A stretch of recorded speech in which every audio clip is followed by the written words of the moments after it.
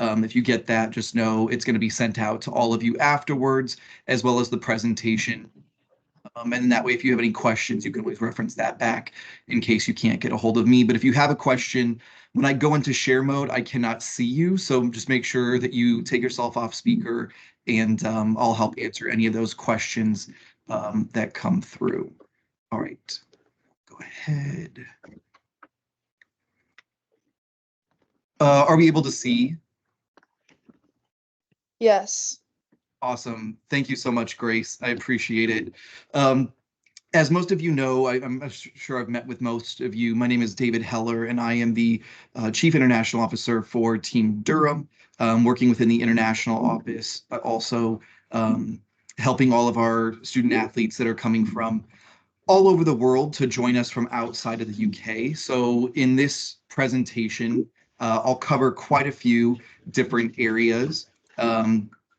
I'll be covering our arrival to Durham, which, if you want to note, our preseason date for all of our sports teams in the fall is going to be September 9th, 9/9. I will also let you know, this is a great introduction for you to kind of start getting practice now. In the UK and all other countries, pretty much outside the US, they will write the day first and then the month. So please note that when you are doing certain things that have early days or numbers 1 through 12, that you know that it's going to be the day first, not the month. Very important when it comes to deadlines. So just make sure you note that. This one's easy because it's both 9/9 is our first day of preseason of when we expect our athletes to be there. We'll also cover collegiate allocation, the colleges, how to pick the best fit, private accommodation, scholarships, loans, and funding, the visa process, registering for classes, academics, and making payments. Again, if you have any questions during the presentation, just unmute yourself, and I'll do my best to answer those questions that come up. As most of you know, our location is 10 minutes outside of Newcastle upon Tyne. As you are flying in or making your preparation to travel to the UK, I do recommend flying into Newcastle as the most, sorry, I'm letting people in here. I do recommend flying into Newcastle as the best option when you are planning to move to the UK. There are 3 major airports that will fly into Newcastle. You can fly direct to Newcastle from London, Dublin, and Amsterdam. London Heathrow does tend to be the most popular and the most convenient. I live in Washington, D.C. here. There's one flight every day that's direct to London Heathrow. It leaves at 10 o'clock at night and arrives at 11 o'clock in the morning, UK time. And then it's a 45-minute flight from London up to Newcastle. So very, very easy. If you fly over to Amsterdam, Schiphol is the name of that airport. And from Schiphol to Newcastle, it's about an hour flight to come back west from Amsterdam. If you fly into Dublin, it is the shortest flight from the United States. You can also go through customs in Ireland, and then when you get off in Newcastle, you will not have to go through customs again. So that does tend to be an easier and also a less crowded route to get into Newcastle. And then from Newcastle to Durham, you can either take the train, again, it's 10 minutes, or you can also take a taxi or an Uber. It's going to be about 20 minutes from the airport to get to Durham. So pretty easy. If you're looking for an Uber, it's going to cost about $35 to get from the airport down to Durham or your accommodation. If you fly into London and you want to take the train up instead, you also can do that. You can take the train up from London King's Cross is the station that goes to Durham. There are about 10 trains every day that will go up to Durham. I will caution taking the trains on the weekends, so I would recommend flying in on a weekday and taking a train up on a weekday. There are very constant strikes that will happen with rail workers in the UK, and it usually happens on the weekends when you're going in that distance from London to Durham. So I would recommend if you fly in during the week and you're going to take the train up, make sure you also take the train up during the week. I cannot stress this enough. if you get nothing else from this presentation, do not buy your flights until you have your visa in hand.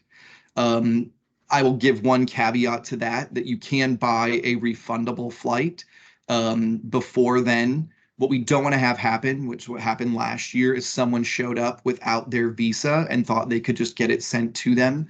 Your visa is literally a sticker that gets put into your passport. So you do have to be without your passport for about 3 weeks. During that time, I recommend not planning any international travel in the months of July and August, unless you absolutely must, because you will be without your passport for a minimum of 3 weeks while they input your visa into that. You cannot show up to the UK without that visa in your passport. So again, if you get a refundable flight, that's the only way I would recommend buying your flight before you actually have your visa. If you buy a ticket and your visa is not in and it wasn't refundable, you will have to buy a new ticket. So just don't do that, please. I'm trying to help you in saving money, and I know you want to buy tickets early to save money. If you're going to buy tickets early, make sure you have the refundable option. Hey, Any Dave. questions on flights? Yeah, go ahead. Yeah, and it's here. Hey, how you doing? Just a quick question. When it comes to like family members and people that may travel with you, do you Yeah. suggest them start looking into flights and on days like because I feel like I have a day kind of solidified that I want to come out, but I just Yeah. was curious about other people that may be traveling with you. Yeah, absolutely. I mean, if theirs is not going to be dependent on a visa in their passport, so their travel is less restricted. Um, as of January 1st, any traveler that's not a student visa holder must pay a £10 visa fee to go into the UK and a €7 fee to travel in the EU.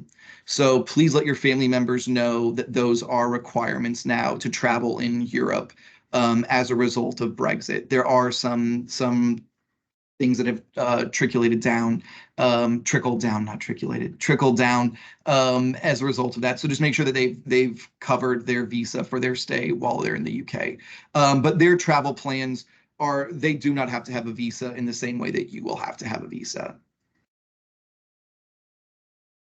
Any other questions on flights or traveling to the UK?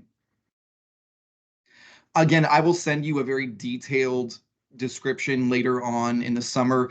I'll literally put down the number of stops that you stay on. If you're going to take the train, I'll tell you how to go through customs, which signs to follow. Very, very detailed plan. I'm not going to send it out now. Move on to the next page. The collegiate experience. So for those of you who have already received your unconditional or conditional offer from Durham, and if you have accepted it, they will be asking you for your top 3 college allocations. These are really important if you're planning to live on campus, which again, I'll touch more on in a little bit. There are 17 colleges that you can live in. They're all single room. You are not required to live on campus, but as international students, you are guaranteed a room in one of our 17 colleges. Again, in front of you, you have University College, which is our castle. You can live in there. Your colleges, if you're planning to live off campus, you are still going to be a member of one of the 17 colleges so that you have access to all of their social experiences while you're at Durham. They'll do formals, they'll do roped dinners, they'll do socials, they'll do themed nights, they'll do a lot of things that you'll want to be able to have access to, but you're not required, again, to participate in any of them. You will rank your top 3 choices. And again, a little bit more into that. Again, the easiest thing to equate them to is the Harry Potter houses. I know some of you, again, have already seen this. I was a member of Jon Snow College. This was my crest here. I did not live in college. I lived in private accommodation with another volleyball player, a basketball player, and a lacrosse player. You Again, I'll get a little bit more into private accommodation in a little bit, but you will be a member of a college regardless if you're on or off campus for your housing. Again, some of the things that the colleges offer if you live in them, Some of them will have dining included. Some of them will have self-catering, which is what we tend to recommend for our athletes, where you cook for yourself. But they will have all these different amenities that are available to you. There are gyms, there are libraries, there are common rooms, study spaces, and each college has their own bar. So the allocation process starts in the sheet that, if you're an offer holder already, you will have already received. If you haven't received it and you have accepted your offer, please check your spam folder, because you will have already received this if you have accepted a conditional or unconditional offer. Once you've accepted your offer from Durham, you'll receive the email link. You'll rank your top 3 college preferences. You will have to state yes or no if you are interested in accommodation offered by the university. Again, if you plan to live in college, in the dorms, in a single room, you would say yes. If you plan to live in a flat off campus, a house off campus, you're going to stay in a hotel, whatever it is, if you're not on university housing, then you will put no. Again, you are guaranteed college accommodations as an international student. The location tends to be the #1 factor that students consider when they're selecting their college as a postgraduate student athlete. This is Collingwood College, for those that I assume most of you would not know. This is Collingwood, and this is Hildbeed. I have a quick question. Yeah, absolutely. So you might get into it later, but like looking at prices, is there one that tends to be better than others, or just like the way that the like on-campus housing versus off-campus housing versus hotel, like cheap wise, I guess? Yeah, I'll hit that definitely in this section right here. Thank you for asking. That's a great question to kind of lead into this slide. There are 5 colleges that, if you plan to live in them, they offer the shortest lease, which is a 10-month housing contract. So the colleges that I would recommend, again, if you want to take notes, are Hatfield. Again, offers a 10-month housing contract. It is located in the city center, so its location is really great. Josephine Butler offers a 10-month housing contract, which is going to be under £10,000. All of them that are a 10-month housing contract are guaranteed to be under £10,000. St. Cuthbert's, again, is located in the city center, and it has a second location. It's a little bit closer to the main gym, as well as a 10-month housing contract. University College, which is the castle, is a 10-month housing contract, and Ustinov, which is postgraduate students only, are a 10-month housing contract.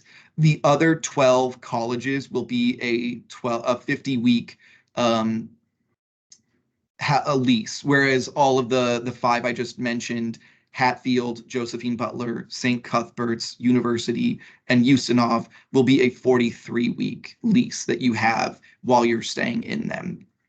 If you are planning to live off campus, those are contracts we do not control. We don't have any leeway with. Most of them are going to be a 43-week contract, but you can arrange others with your off-campus leasing agent if you go through Morgan Douglas, or if you go through somebody else. We recommend Morgan Douglas if you're looking off campus, but those are the 5 colleges, again, that will be the least expensive.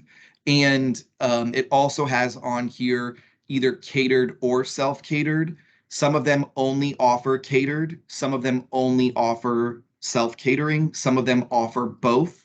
So make sure you take a look at that. If you go with the catering option, it's going to be more expensive than if you are to cook for yourself. All the colleges will have kitchens. All of the colleges will have cooking utensils. You will not have to buy all of those. But I would say that there is benefit in taking a 10-month contract as an international student in one of those 5 colleges, because then you don't have to search for the perfect fit. When you do look off campus, you do run the potential of, let's say there's 3 of you that want to live in a house, but the only house left is a 4-person house. They will fill that room with a 4th person, even if you don't know them. So it is really important that if you are looking into those things, again, you are guaranteed a single room in all of these colleges. Any questions? Actually, I'll run through them quickly. Collingwood, lots of athletes, 10 minutes to gym, 5 minutes to classes, and it is catered. This means if you chose Collingwood, you would have to take a meal package. You cannot option not to. Gray College, lots of athletes, 10 minutes from gym, 5 minute walk to academic courses that are in this main city center. Marketing and management for a lot of these are going to be a little bit farther. They're in the city center, but there's a brand new building that's opening for marketing and management courses. I'll show you on the map on the next page. But again, Gray has the option to do catered or self-catered. We're always going to recommend self-catering because of training schedules and games being on Wednesdays. You're going to miss some of your catered meals, and then you're going to have to pay for your meals outside of that. So just make sure you kind of, again, look for that situation. Hatfield is in the city center, 10-month housing, 10-minute walk to classes and gym, offers, again, catered and self-catering. John Snow, the newest built in 2020, close to the business school, 15-minute walk to the city center. South College going to be in the same location. St. Aidan's is going to be a catered college close to the business school. Again, location tends to be the main thing that all of our students focus on if they're going to be living on campus. Any questions about any of the colleges? The only one I would say don't apply for if you're going to live on campus in college is St. Hild and St. Bede. It is going to be temporarily located next to the train station. It's going to be a 30-minute walk to get to the gym from Hild Bede as they refurbish the old location. So I would not recommend that if you're going to live in college. If you're just looking for a college to be a part of, it's a great college to be a part of. They have a lot of great alumni because it's very historic. But I would not recommend selecting that if you plan to live in college. Questions on any of the colleges that you think would be helpful apart from the information that I've listed here on kind of how long the walks are to certain places? I have a quick question. When we get the email about whether or Yeah. not we want to live in a college, can we say yes just in case we can't find a private accommodation or no? You can say yes to it absolutely, and then change your mind, and then just not accept your college accommodation. You absolutely can do that. And then that way, if you have, what I wouldn't recommend doing is do not pay the deposit on two locations because you will be on the hook for both. Okay. It will not be like the United States where you can cancel one or you can ask for your deposit back. You will be into a legal contract in the UK for both amounts, and you will have to pay for both. So I do not recommend paying a deposit for both, but you can absolutely say yes, you can be assigned to a college accommodation and then decline it. Okay, thank you. Yeah, of course. Sorry, I'm going into my coach mode right now, and I'm not trying to scare anyone. I just want to make sure everybody gets the gist of the information so that you're not running into issues where you're paying extra for a service you're not going to use. Again, here is a main map of Durham, the city. Maiden Castle is our main sports facility. All of our teams will have lifting there, but not all of our teams will compete or train there. Swimming and diving and water polo are located up here in Freeman's Key. American football, rugby take place over here on the race course. Pretty much all of our other teams are going to be training at that location. Again, the main campus site is here at Lower Mountjoy, Upper Mountjoy. The main business school is located here, which will house all business school courses outside of marketing and management. And then Waterside is going to be located here, just north of the city center, in a brand new building that we've just built. So again, kind of give you an idea of where things are at. If you need more help with kind of deciding what's the best location for you, whether it's private accommodation locations or your college accommodation, send me a message and I'm happy to help you walk through those. Any questions on where things are located here on the map? Awesome. Quick question about efficiency of bus transportation. I know busing is big. Yep. But didn't know how much or not have too much knowledge about it. Yeah, great question. So there are definitely buses that will um, go through the city and very, very easy to get to and from places. Here is a location called 3 Tons, right outside of the city center. If you're going to the main academic site or to Maiden Castle, there is a bus that takes you there. It is a £1 fee to take the bus in those things as a student of Durham. It is not a free service. Again, most of it is very, very walkable. Um, but there are buses that will take you to places throughout the city. But this is usually the location that I would recommend to get to if you're living anywhere else. If you're in any of these colleges here, the buses will pick up here on Stockton Road outside of the library. There is also a bus station in the city center that's located, I'm sorry, over here on North Road, just by the train station. So it is really easy to get buses to other places if you're going to Teesside or Middlesbrough or any of the other cities that are in the area. If you're not going to take the train up, there is a bus station there. But for most of the travel and things that you'll need to do in Durham, I wouldn't think you would need a bus unless your legs are absolutely dead after 2 days and you're going to try and ride it back into the city. I would say other than that, most of our students aren't going to take the bus fairly often.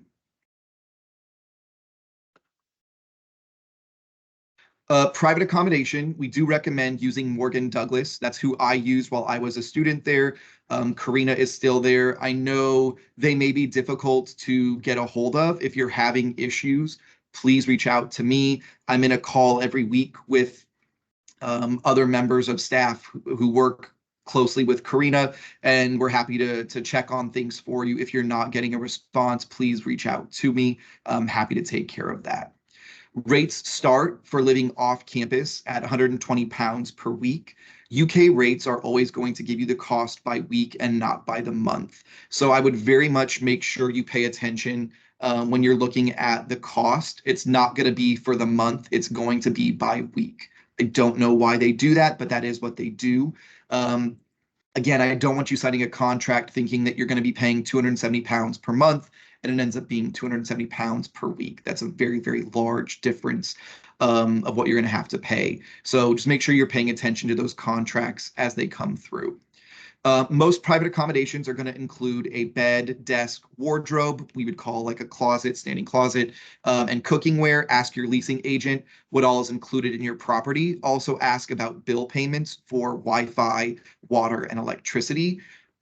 Those are not things that again, Durham will help you with. So you do need to make sure that you're accounting for those when you're planning to stay in a private accommodation. I don't know what all of the leasing agents are going to require if you're living off campus.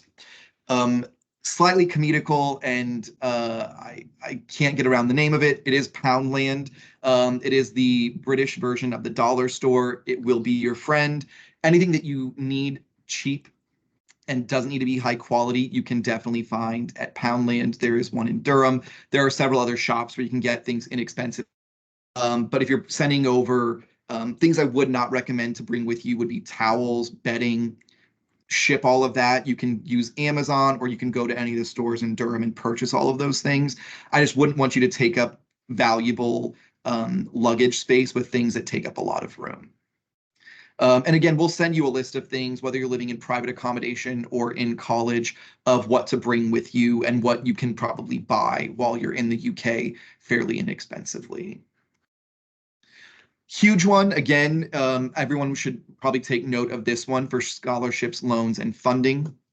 Up at the top is a site you can actually go through. Durham has now started this. It's a little bit of a better search engine, so you don't have to use external ones that I've been sending to you through that document. You're automatically considered for academic scholarships at Durham, but we cannot stack. You can only receive an academic or an athletic scholarship. You cannot receive both from Durham. Again, you can combine with external scholarships from other organizations.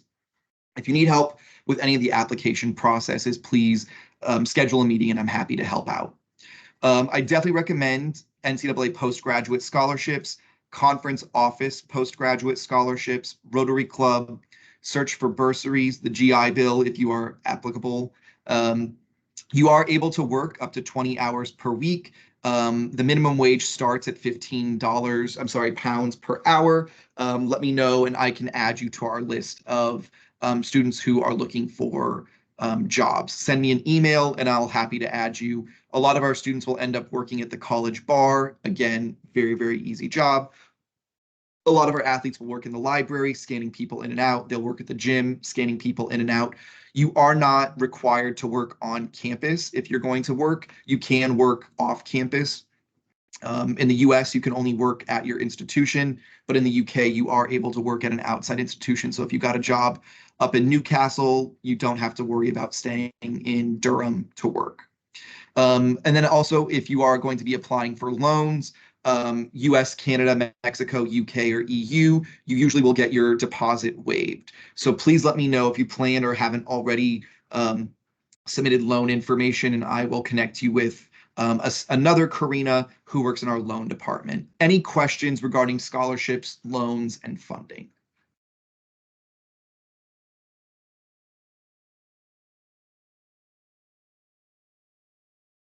Visas. I would say this is probably the question I'm going to get asked the most about between now and when you leave. There is no other route to getting your visa except for this information. So I know someone on the call has already been contacted about their CAS number and information, which is great because they have an unconditional offer, they've paid their deposit, they've done everything. So again, those steps to apply for your visa are going to be accept your offer from Durham and complete your medical conditions form. On the next slide, I'll show you how to do that. Pay your deposit or inform our loan office of your intent to apply for loans. That email account is us.loans@durham.ac.uk. And you must inform them that you plan to apply for loans. Please also let me that you know or that you plan to apply for loans so I can make sure to follow up with them. If you do not do that, you will continue to be asked to pay your deposit.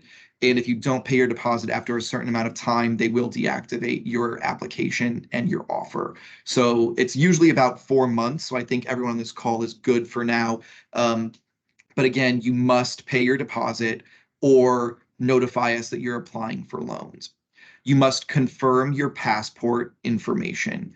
There cannot be a single number or digit wrong. They will issue your information to you. If your passport information is wrong, that you say, yep, it looked good to me, and you don't have a second person there to kind of review it with you, you will be denied your visa application request because your information will not match up. So I always recommend when you confirm your passport information, have a family member or a friend do a second run over it with you to make sure that all the information matches up. Most of you receive your CAS number in July. You are able to receive this number 5 months in advance. If you are still in school now, you will not receive this number until July because we have to have your final diploma and your final transcript go through before you can receive those. If you've already graduated and all of those things have been processed, you will start being able to receive your CAS number to start your visa application.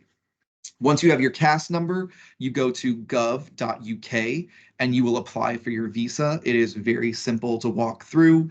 It is very self-explanatory. If you have issues with a question on your visa, you will go to, I'll send the email in the follow-up information, but it's immigration@durham.ac.uk. And they are able to help you if you have any questions in the visa application process.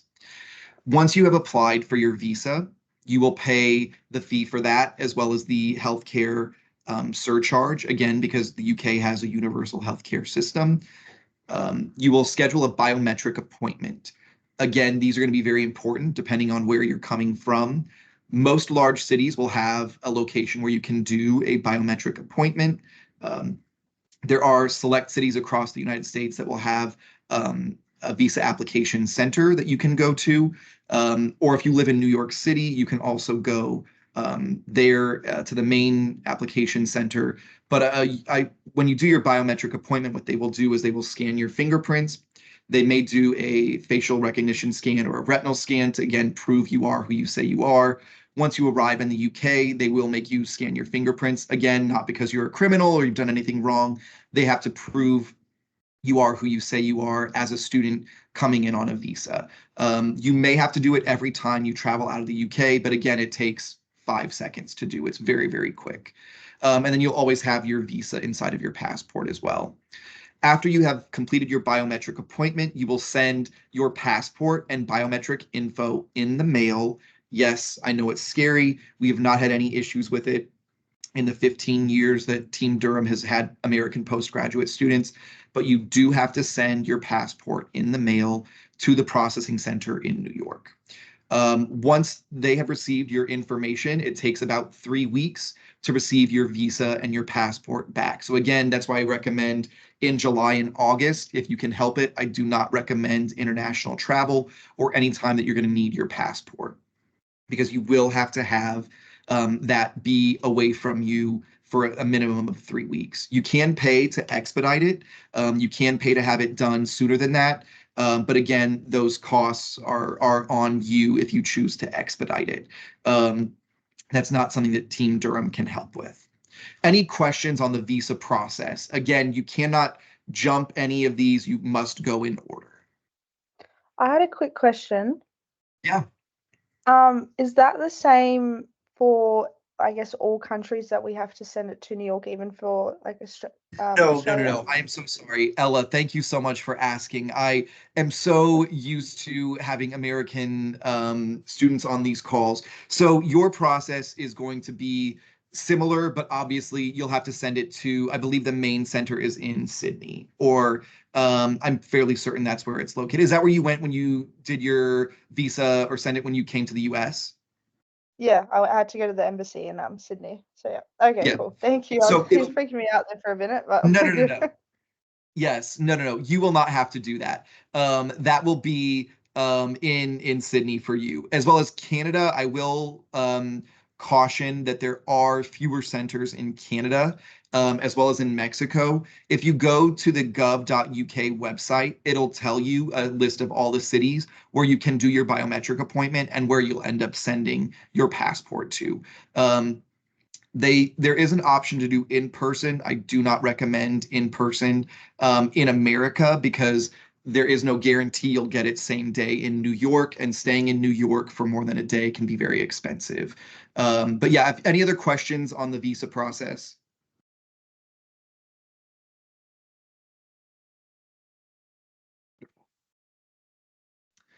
You will also have to complete your medical conditions form.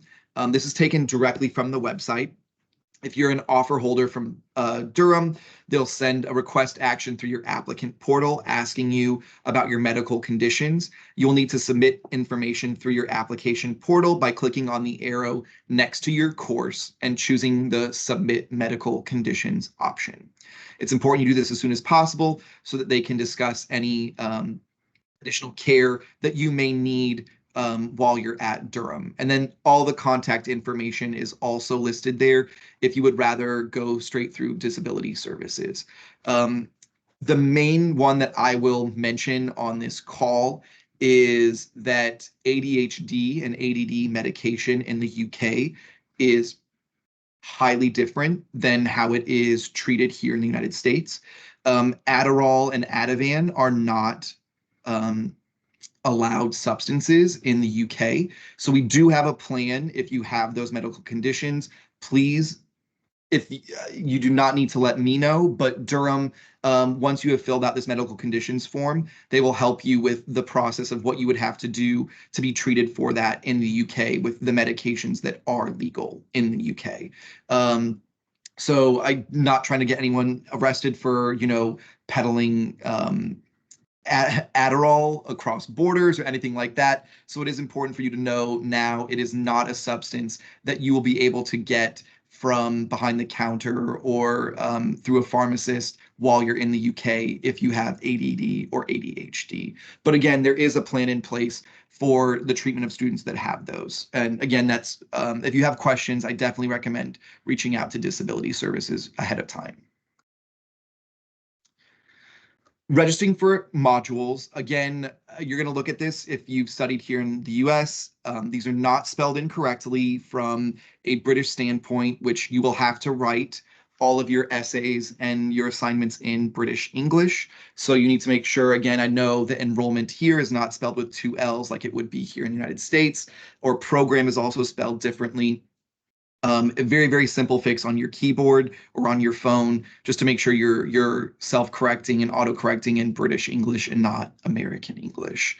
Enrollment and registration takes place and opens 8 weeks before the start of your program, so that will take place in August. You'll receive information from your department. You can register beforehand, but you also will have the option to wait and register once you're actually in Durham.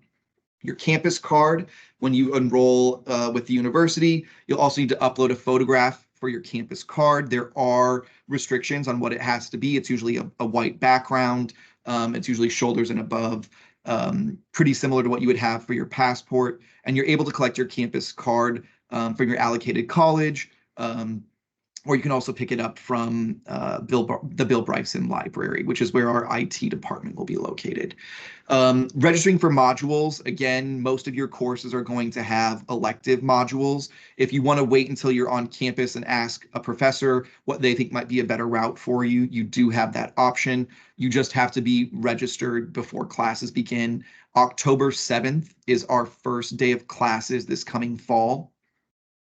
And October 9th will be our first day of competition for most of our teams. Any questions on enrollment process or registration? Again, it's going to be very different based on your program.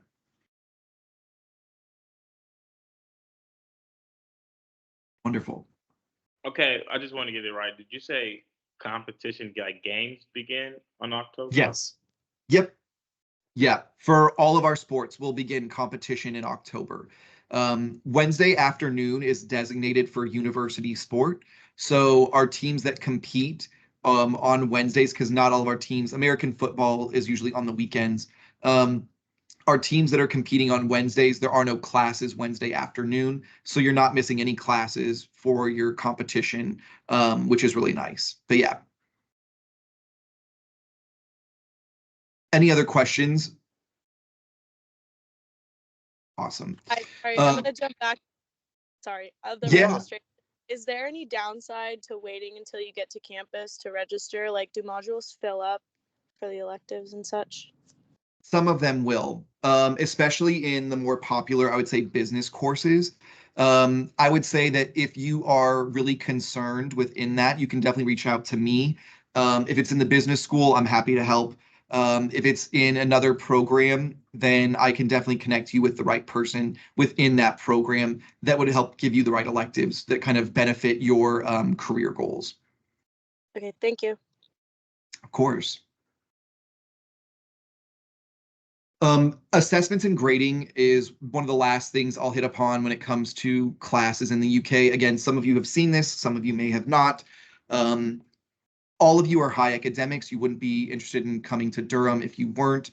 One of the biggest differences I faced as a student at Durham was the grading.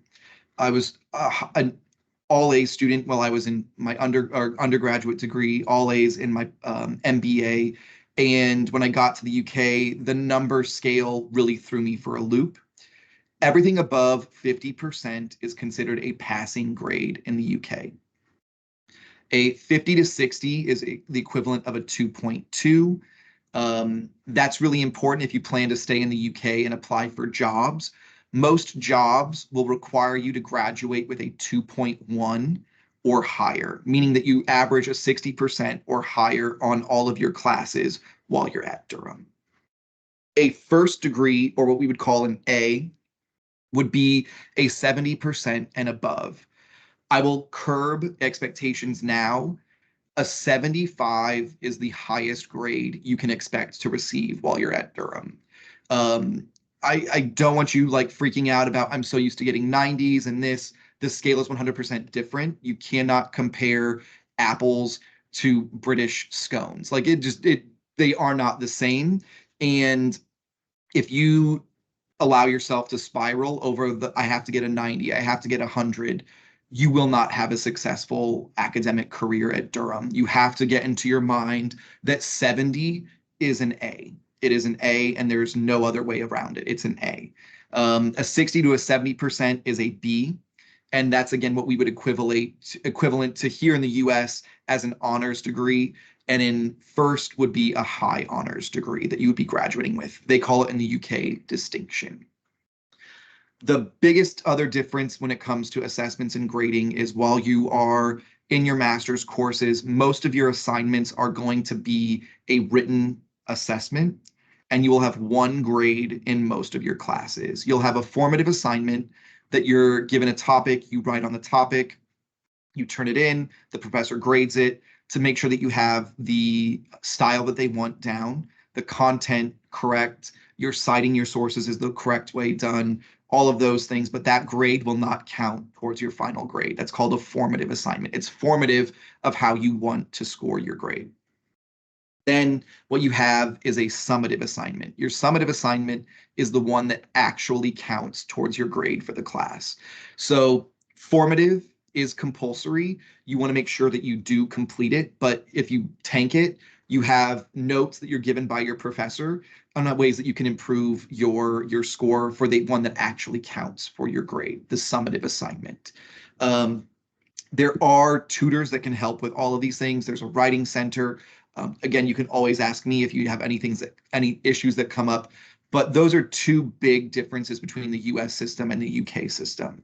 The reason why it's scored differently is because if you're scoring in the 80s and 90s, they would view you as an academic. If you only have 2 weeks to do research on a paper, there's no way you can write an academic paper that's ready to be published in such a short period of time. So they're not going to score you a 90% on something you've only done a week and a half's work on. It doesn't work that way in the UK. So that's why, again, I would say do not expect getting higher than a 75, and you will set yourself up for success. And then know that if you do really badly on an exam or on an assessment, 50% is still going to be that grading mark that you want to be at. Very confusing, but any questions regarding the assessments and grading portion?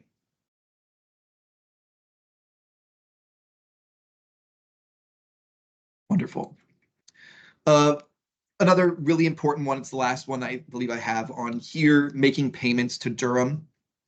You can pay in full. So whatever your balance is after scholarships are applied, you can pay that in full, or you can go into payment plans.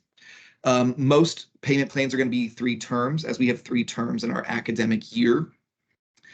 Most pay within 15 days of the start of each term on the 3 payment plan.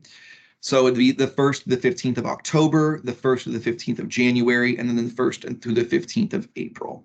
Again, those dates might be flexible depending on what they are, but those are the average days that you'll be allowed to make payments per term at Durham. There are 4 ways that you can make the payment: a direct debit, an international bank transfer or international card for overseas students. Flywire is the name of that program. Bank transfer or internet banking into the university's bank account. Debit, credit card, Switch, Visa, or MasterCard. I will send you the link to this page that allows you to kind of make all those payments, and it has more information on what all of those entail. Any questions on payment plans as they regard to Durham or how to make payments to Durham? David, do you suggest us getting a UK bank account?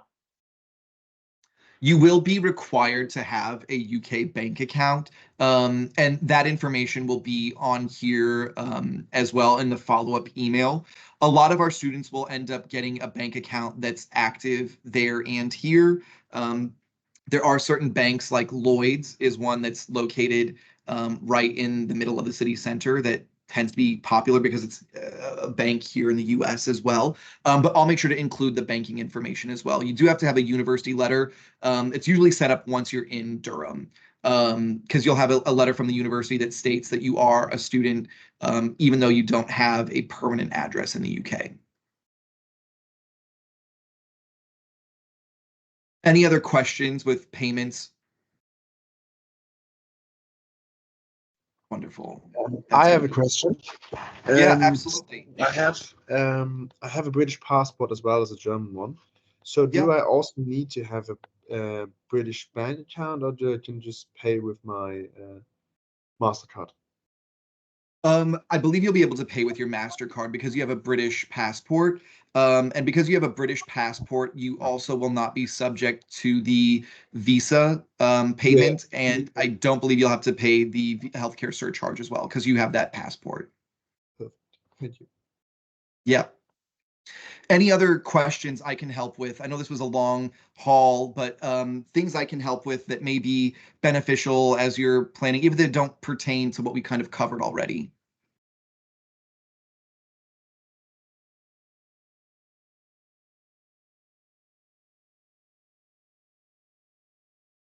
Nothing? No one?